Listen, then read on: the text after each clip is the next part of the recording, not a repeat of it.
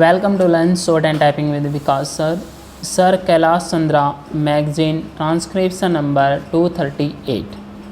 At the rate 100 word per minute, 840 words.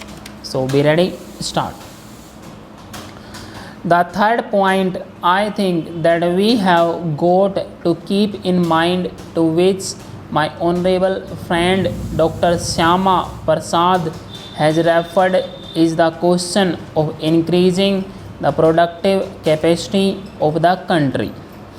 That of course goes to the root of all the problems with which we are faced, and in the circumstances in which we are placed, I have no doubt that all the agencies of government concerned with production would do their best to meet this difficult situation.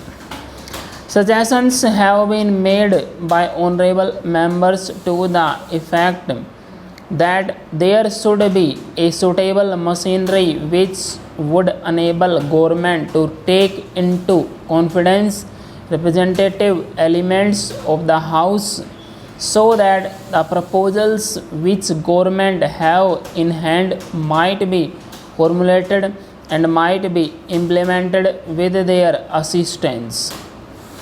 Government have decided to appoint a committee, an ad hoc committee, for the purpose of considering what measures should be taken to meet the problems created by devolution, and also to determine whether adequate progress is being made in the matter of implementing these proposals from time to time.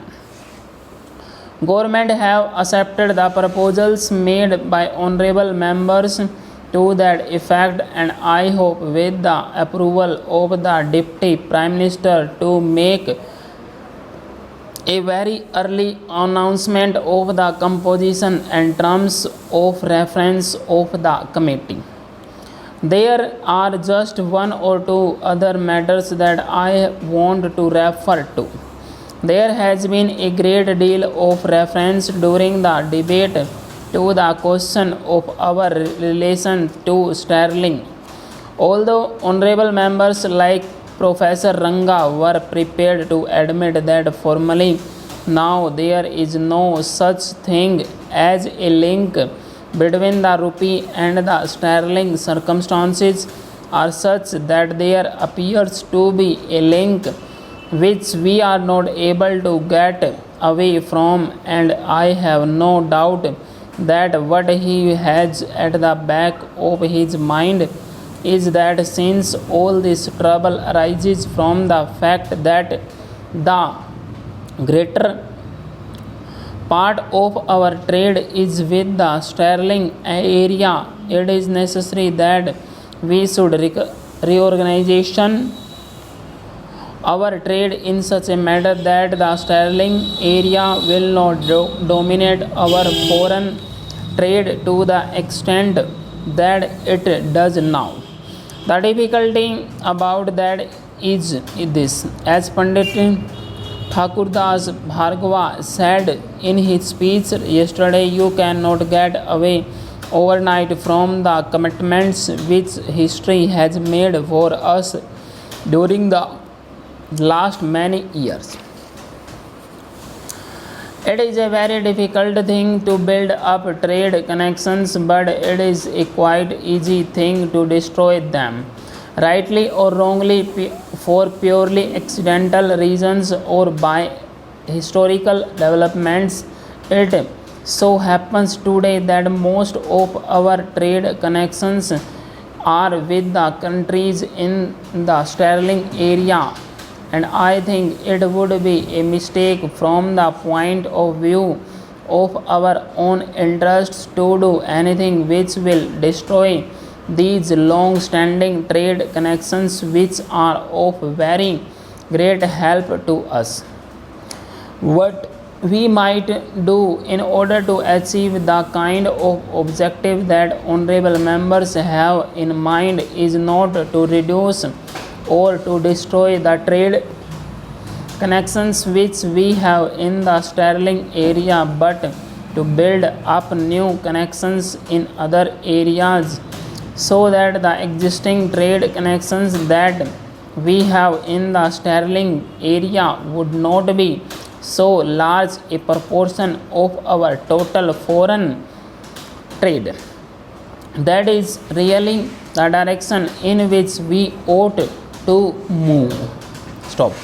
There is one other point I want to raise. That is a point which Mr. Munshi mentioned, that the circumstance which seems to stand in the way of increasing production in the country, of helping progress on saving and investment, is the way in which the income tax administration of the country is doing its job. I have been in very close touch with the subject because of representations I have had from various quarters, and my own feeling is that the officers of our income tax department, engaged as they are in an extremely thankless job, are trying to do their best in order to bring about a better tradition in this matter. I have for some time felt that one of the difficulties of our income tax administration is that we have not yet been able to establish anything like a satisfactory liaison between the income tax administration and the public with whom that administration deals. In other countries, I think there has been a great deal of development by research in the matter of cultivating satisfactory relations between those who collect income tax and those who pay it. It is one of my objects at present in regard to the question of income tax that we should have some kind of organization which will give our officers in the income tax department the right attitude with regard to the question of dealing with the public. Full stop.